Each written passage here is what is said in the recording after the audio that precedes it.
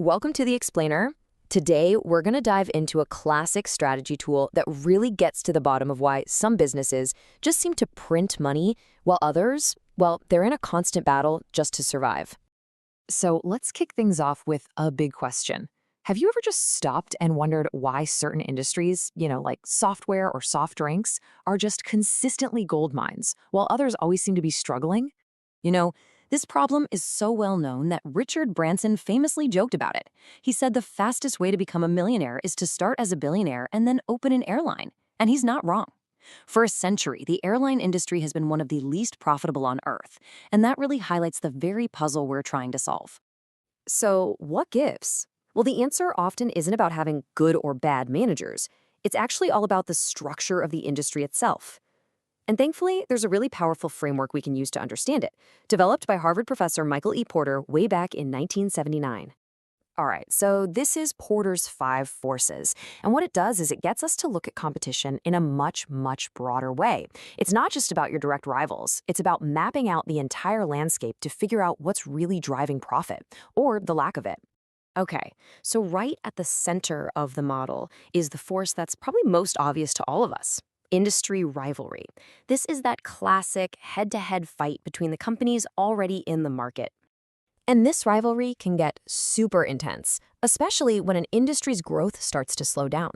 Suddenly, everyone's fighting for a bigger piece of a shrinking pie. And that's when you see the price wars and the constant one-upping with new features. Think Apple versus Samsung. It's a race that can just suck the profit right out of the industry for everybody. But here's the thing, your direct competitors aren't the only threat you have to worry about. The next force is the threat of new entrants. Basically, how easy is it for a new company to show up, set up shop, and start taking your customers? So this is a huge deal. Industries that have really high barriers to entry, things like needing a ton of money to even start, like in the airline industry, or having incredible brand loyalty, they're just more protected. It's like they have a giant moat around them. I mean, you can't just wake up tomorrow and decide to build a distribution network to compete with Amazon, right? It's just not going to happen.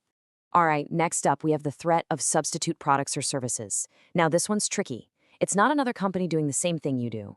It's a totally different way for customers to solve the same basic problem. And what this does is it puts a ceiling on how much you can charge.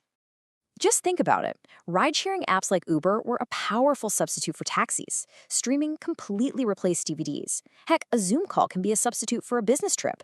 When a new, more convenient or cheaper alternative pops up, it can completely upend an entire industry. Okay, now let's look at the so-called vertical forces, starting with the bargaining power of suppliers. This is all about who holds the cards in your supply chain. If your suppliers are powerful, they can basically squeeze your profits by charging you more or giving you lower quality stuff. Think about it. If there are only a handful of companies that make a component you absolutely need for your product, they've got you over a barrel. A great example is with computer chips. Companies like TSMC and Intel have a ton of power because so many electronics companies depend on them. One little hiccup with them can send shockwaves through the whole industry. And now for the final force, which is just the other side of that coin, the bargaining power of buyers, or, your customers. When your customers have a lot of power, they can drive your prices down, demand more for their money, and basically eat into your profits. This one is super easy to see in action. Think about booking a flight.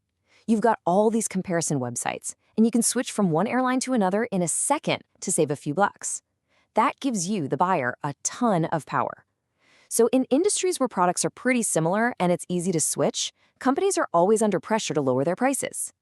Okay, so we've gone through all 5 forces. That's great. But how do you actually use this model? Because this is way more than just a theoretical checklist. It's a real deal tool for making smart strategic decisions. Well, it's a step-by-step process. First, you have to be really clear about what industry you're actually analyzing. Then, you identify who the players are for each of those 5 forces. After that, you dig in and figure out how strong each force is. And when you put it all together, you get this amazing picture of the industry structure and you finally understand why it's so profitable or why it isn't. For example, you can actually rate the intensity of each force. Is it high, low, or somewhere in the middle? Let's do a quick and dirty analysis for a huge company like Apple to see what that looks like. So, what does this tell us? Well, look, the rivalry is super high, tons of competition, and the power of buyers is also high because people have choices. But the threat of a brand new company just showing up is really low. Why? Because you need tons of money, and more importantly, you have to compete with Apple's brand loyalty.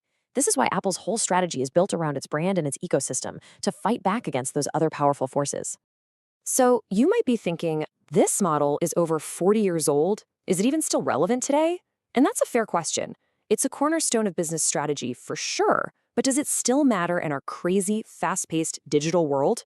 One thing that often gets mixed up is how this is different from, say, a SWOT analysis. The easiest way to think about it is this. Five Forces looks outside your company, at the whole industry.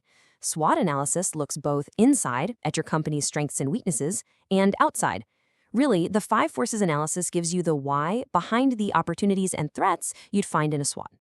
And look, the model isn't perfect. The biggest knock against it is that it's kind of a snapshot in time, and it doesn't always capture the fast-paced changes or collaborations we see today. But, and this is a big but, its fundamental logic for understanding where profits come from, that's absolutely timeless. So, let's wrap this up. What's the big takeaway for you? How do you take this from being just some theory in a textbook to something you can actually use? Well, it's this. The structure of your industry is probably the biggest single driver of its profitability. Period. By using the Five Forces, you're not just reacting to what's happening, you're understanding the rules of the game. And once you understand the rules, you can find a position where the forces are weakest and maybe even start to change those rules in your favor. So I'll leave you with this question to think about. What are the most powerful forces shaping your industry? Because once you can answer that, you have the power to build a much more resilient and profitable business.